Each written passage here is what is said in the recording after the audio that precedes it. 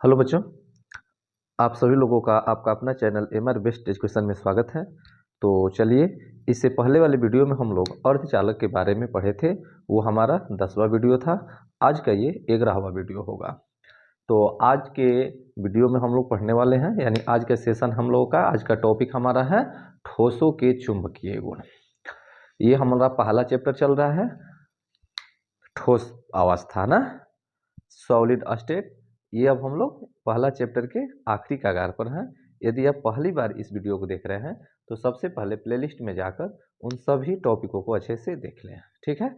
तो आज का हमारा एक नया टॉपिक है ठोसों के चुंबकीय गुण। तो आप सब लोग जानते हैं कि सभी पदार्थों के साथ साथ कुछ चुंबकीय गुण भी संबंधित होते हैं और इन गुणों की उत्पत्ति इलेक्ट्रॉन के कारण होता है, ठीक है। क्योंकि परमाणु में इलेक्ट्रॉन एक सूक्ष्म चुंबक की भांति व्यवहार करते हैं और इस प्रकार इलेक्ट्रॉन इस प्रकार इलेक्ट्रॉन का चुंबकीय आघूर्ण जो है दो प्रकार की गतियों से उत्पन्न होता है। वो कौन कौन सा है? तो पहला है उसकी नाभि के चारों ओर कक्षक गति, यानी कक्षीय गति, और दूसरा एक अपने अक्ष पर चारों ओर का चक्रण गति। यहाँ समझना होगा ये कक्षक गति क्या है और ये चक्रण गति क्या है। कक्षक गति क्या है और ये चक्रण गति क्या है। तो आप लोग पढ़े होंगे भूगोल में कि जब पृथ्वी, देखिए नोट में यहाँ लिखे हैं, हम जानते हैं कि पृथ्वी सूर्य के चारों ओर चक्कर लगाती है जो 365 दिन में अपना चक्कर पूरा करती है। ठीक इसी प्रकार इलेक्ट्रॉन भी नाभिक के चारों ओर चक्कर लगाते हैं। इसे ही हम कक्षीय गति कहते हैं। इसे ही हम क्या कहते हैं? कक्षीय गति कहते हैं। समझ रहे हैं ना?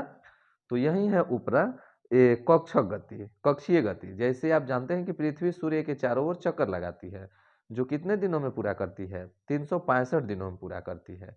ठीक उसी प्रकार इलेक्ट्रॉन भी नाभिक के चारों ओर, उसी प्रकार ये नाभिक हो गया, ये इलेक्ट्रॉन भी नाभिक के चारों ओर चक्कर लगाते रहते हैं। इसी को हम लोग बोलते हैं क्या? कक्षीय गति, जो ठोसों के चुंबकीय गुण का एक कारण है। दूसरा क्या है? अपने अक्ष पर। देखिए ये पृथ्वी सूर्य के चारों ओर तो चक्कर लगाते रहती है, लेकिन पृथ्वी अपने अक्ष पर भी घूमती है और एक चक्कर 24 घंटे में लगाती है, ठीक है ना, जिससे दिन और रात होता है। ठीक उसी प्रकार इलेक्ट्रॉन भी अपने अक्ष पर घूमते हैं, जिसे चक्रण गति कहते हैं। जिसे क्या कहते हैं? चक्रण गति कहते हैं। तो इलेक्ट्रॉन भी अपने गति पर, समझ रहे हैं ना? हाँ, तो इसी चीज को, ये नाभिक के चारों ओर इलेक्ट्रॉन घूमते हैं और इलेक्ट्रॉन भी अपने अक्ष पर घूमते हैं, जिसे क्या कहते हैं? चक्रण गति कहते हैं। समझ में आ गया? ये दो कारण है जिससे ठोसों के चुंबकीय गुण उत्पन्न होते हैं। ये आपका दिखाया है, एक इलेक्ट्रॉन का चक्रण जो है क्लॉकवाइज में होता है और एक एंटी क्लॉक में होता है। क्लॉकवाइज में होता है तो उसका मान +1/2 होता है, एंटी क्लॉक में होता है तो उसका मान -1/2 होता है, ठीक है। चलिए, ये कुछ नोट में ये कुछ बिंदु था, इसको याद रखेंगे क्योंकि चुंबकीय गुण के आधार पर हम लोग पढ़ेंगे, तो ये कुछ बिंदु हम लोग को ध्यान में रखना होगा। फिर एक चीज और यहाँ याद रखेंगे आप लोग कि यदि एक आवेश Q हो और वह रुका हुआ हो, यदि कोई एक आवेश है जिसका मान क्या है? Q है, और वह रुका हुआ है, यानी V का मान 0 हो, तो वह केवल विद्युत क्षेत्र ही उत्पन्न करेगा। इस चीज को ध्यान में रखेंगे, ये कंसेप्ट है आपका, ठीक है ना, कि यदि एक आवेश Q हो और वह रुका हुआ हो, अर्थात V का मान 0 हो, तो वह केवल क्या उत्पन्न करेगा? विद्युत क्षेत्र ही उत्पन्न करेगा। यदि एक आवेश Q हो जो एक समान वेग से गतिशील है, तो विद्युत क्षेत्र तो उत्पन्न करेगा, लेकिन उसके साथ साथ चुंबकीय क्षेत्र भी उत्पन्न करेगा। इन दोनों चीजों को याद रखेंगे नोट में, ठीक है ना। चलिए, तो अब चुंबकीय गुणों के आधार पर पदार्थों को कितने भागों में बांटा गया है? तो निम्नलिखित भागों में बांटा गया है चुंबकीय गुणों के आधार पर। यहां से प्रश्न आपको आता है, चुंबकीय गुणों के आधार पर पदार्थों का वर्गीकरण करें। तो सबसे पहला है आपका अणुचुंबकीय पदार्थ। पहला क्या है? अणुचुंबकीय पदार्थ। तो छोटा मोटा ये परिभाषा है, आज का वीडियो लगभग सब परिभाषा से ही संबंधित है। तो अणुचुंबकीय पदार्थ क्या है? तो वैसे पदार्थ जो बाह्य चुंबकीय क्षेत्र में रखने पर दुर्बल रूप से आकर्षित होते हैं ना, वैसे पदार्थ जो बाह्य चुंबकीय क्षेत्र में रखने पर दुर्बल रूप से आकर्षित होते हैं, वो क्या कहलाते हैं? अणुचुंबकीय पदार्थ कहलाते हैं, ठीक है। यानी इससे निम्न कथन की उत्पत्ति होती है। क्या? अणुचुंबकीय पदार्थ से कौन कौन से कथन की उत्पत्ति होती है? यह पदार्थ चुंबकीय क्षेत्र की ओर दुर्बल रूप से आकर्षित होता है, यानी चुंबकीय क्षेत्र समझ रहे हैं, चुंबक का एक अपना क्षेत्र होता है जहां पर उस चुंबक का अपना प्रभाव बना रहे। आप लोग पढ़े होंगे चुंबकीय क्षेत्र के बारे में, ठीक है ना। यानी चुंबक का वह क्षेत्र जहां पर उसका प्रभाव अपना बना रहे। जैसे मान लेते हैं कि ये एक चुंबक हुआ, यहां से रखने पर ये अगर इसको अपने तरफ खींच लेता है तो यानी इसका चुंबकीय क्षेत्र है, नहीं खींच रहा है तो चुंबकीय क्षेत्र नहीं है, तो दुर्बल रूप से आकर्षित होता है। दूसरा, चुंबकीय क्षेत्र की दिशा में, चुंबकीय क्षेत्र की दिशा में चुंबकित हो जाते हैं। तो चुंबकीय क्षेत्र की दिशा में क्या हो जाते हैं, ये अनुचुंबकीय पदार्थ चुंबकित हो जाते हैं। तीसरा, ये चुंबकीय क्षेत्र की अनुपस्थिति में अपने चुंबकत्व का गुण क्या कर देते हैं, खो देते हैं। चुंबकीय क्षेत्र की अनुपस्थिति में अपना चुंबकत्व क्या कर देते हैं, खो देते हैं, याद रखेंगे, ठीक है ना, खो देते हैं। चौथा आपके सामने है, चुंबकत्व का कारण एक या एक से अधिक अयुग्मित इलेक्ट्रॉन होते हैं। चुंबकत्व का कारण क्या होते हैं, एक या एक से अधिक अयुग्मित इलेक्ट्रॉन। अयुग्मित इलेक्ट्रॉन माने नॉन पेयर इलेक्ट्रॉन, यानी जोड़ा में न हो, ठीक है ना। जैसे इसको हम लोग बोलते हैं युग्मित, इसको बोलते हैं युग्मित, इसको हम बोलेंगे क्या, अयुग्मित, ठीक है ना। चलिए, जैसे में यहाँ पर सब लिखा हुआ है O2 CO2 plus Cr2 plus Fe2 plus इत्यादि।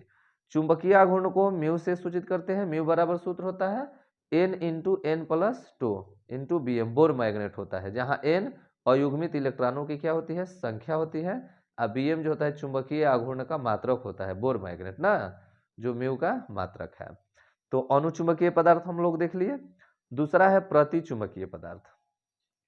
प्रतिचुंबकीय पदार्थ क्या होता है, तो वैसे पदार्थ जो चुंबकीय क्षेत्र में दुर्बल रूप से प्रतिकर्षित होते हैं। वो दुर्बल रूप से आकर्षित होता था, ये दुर्बल रूप से प्रतिकर्षित होता है, प्रतिचुंबकीय पदार्थ कहलाता है। तथा इसका यह गुण क्या कहलाता है, प्रतिचुंबकत्व कहलाता है। क्या कहलाता है, प्रतिचुंबकत्व कहलाता है।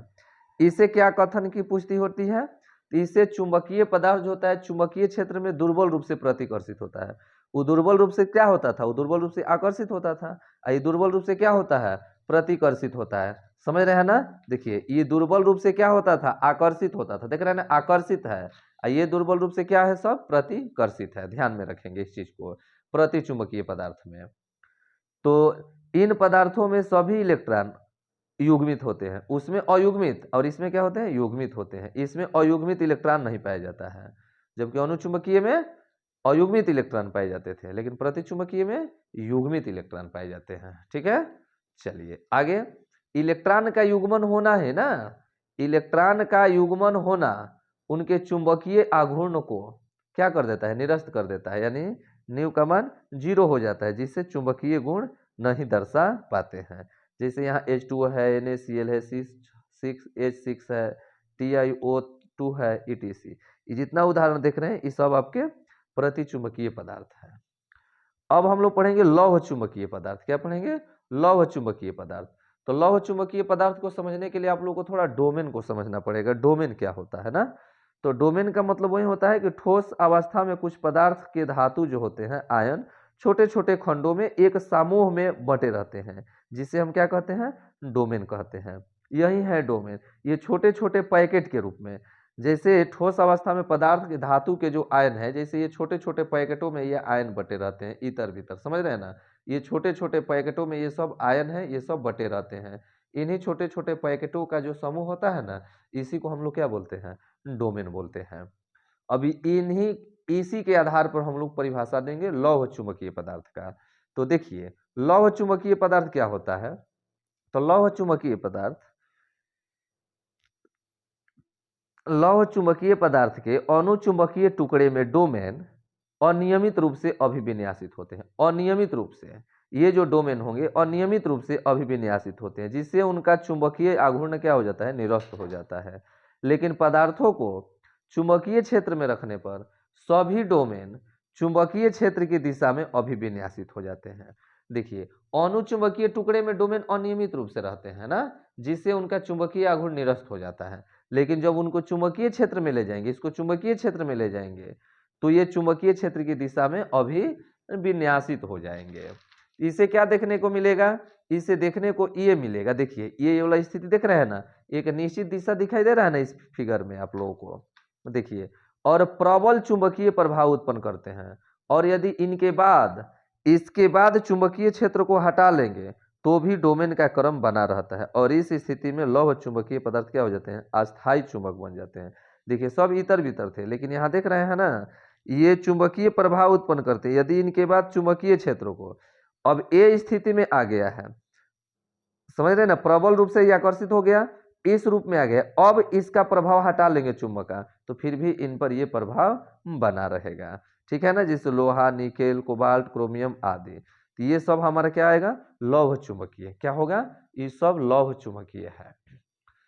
यहाँ पर इस चीज को, इस कंडीशन को थोड़ा आप लोग समझेंगे, अभी थोड़ा आप लोगों को समझ में ना आ रहा होगा, जैसे ये डोमेन के रूप में हो गया सब, तो लौह चुंबकीय में क्या होगा कि अनुचुंबकीय टुकड़े में जो डोमेन होंगे अनियमित रूप में अविन्यासित, यहाँ अनियमित रूप में विन्यासित है, इनका चुंबकीय आघूर्ण निरस्त हो जाएगा, लेकिन पदार्थों को चुंबकीय क्षेत्र में रखने पर, इसको चुंबकीय क्षेत्र में रखेंगे, तो चुंबकीय क्षेत्र में रखने पर ये स्थिति आएगा, है स्थिति कब आया है, चुंबकीय क्षेत्र में रखने पर, तो प्रभाव उत्पन्न करते हैं। अब यदि चुंबकीय क्षेत्र, अब ये स्थिति में आ गया ना, तो अब आप इस स्थिति में से किसी एक को, इस पैकेट को हम इस रूप में दिखाएं, किसी एक पैकेट को इस रूप में हम दिखा दिए हैं, अब इस रूप में आने के बाद यदि चुंबकीय क्षेत्र हटा भी लेंगे तो एक पर कोनो प्रभाव नहीं आएगा, जैसा है वैसा ही रहेगा, इसको बोलेंगे लौह चुंबकीय। प्रतिलौह चुंबकीय का मतलब क्या, प्रतिलौह चुंबकीय पदार्थों में भी डोमेन की संरचना लौह चुंबकीय जैसे ही होती है, ये लौह चुंबकीय है ना, इसी के जैसा होता है, परंतु इनके डोमेन एक दूसरे के विपरीत होते हैं, एक दूसरे के विपरीत, जैसे सब ये ऊपर है तो इसमें विपरीत, एक ऊपर एक नीचे, एक ऊपर एक नीचे, एक ऊपर एक नीचे, एक ऊपर एक नीचे, ये MnO MnO2 FeO, ठीक है, इस सब प्रति लौह चुंबकीय पदार्थ हो गया, ठीक है।